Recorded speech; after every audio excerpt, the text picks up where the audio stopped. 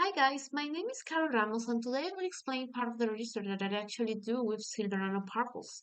So the most known method for synthesizing these nanoparticles is a chemical reduction method.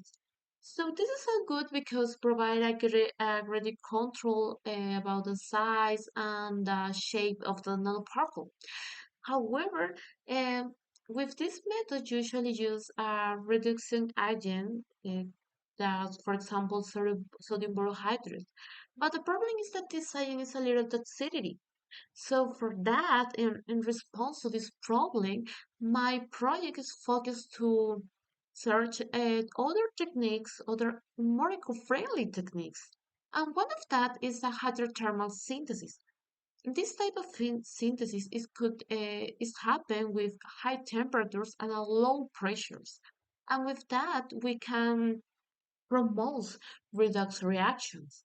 In this case, we can use polymers such as chitosan as a reducing agents.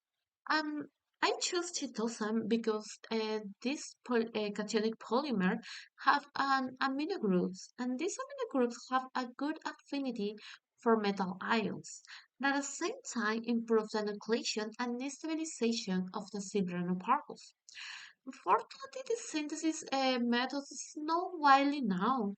So for that, my main objective was optimizing my synthesis, and at the same time characterizing the silver nanoparticles that I obtained. So one of the major challenges that I had in my research was that anyone in my laboratory work with this synthesis for silver nanoparticles. So I need to contact with other researchers, and he gave me a piece of advice about this type of methods because this type of methods not only involve chemical reactions also have physical factors. That, for example, if you don't sell very well the autoclave reactions, it probably obtain more impurities than nanoparticles. So yeah, after the after I received his piece of advice and the literature review, I began synthesizing my nanoparticles, and the first screen that I do was a dynamic light scattering. So with this assay, I can choose four formulations, the most four formulations that have a good polydispersity and a good size.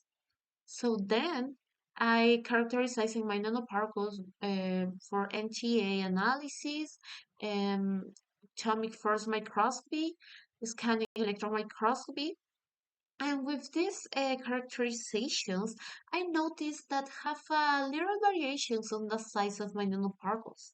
And the question was why? This happens because my nanoparticles have a special coating of chitosan, and this coating generates some variations in the size. And with the same was clearly note this the presence of these both regions. So yeah, after the physical characterization, it says their biological properties such as cytotoxicity, antimicrobial, and antioxidant properties. So from my research, I learned three value lessons. So the first is that it's so essential to explore more eco-friendly synthesizing methods. The second is so crucial to ask questions, even if it's not your native language or even if you don't know the researcher. And finally, curiosity leads to innovation and potential future collaborations. Thanks so much for seeing this video.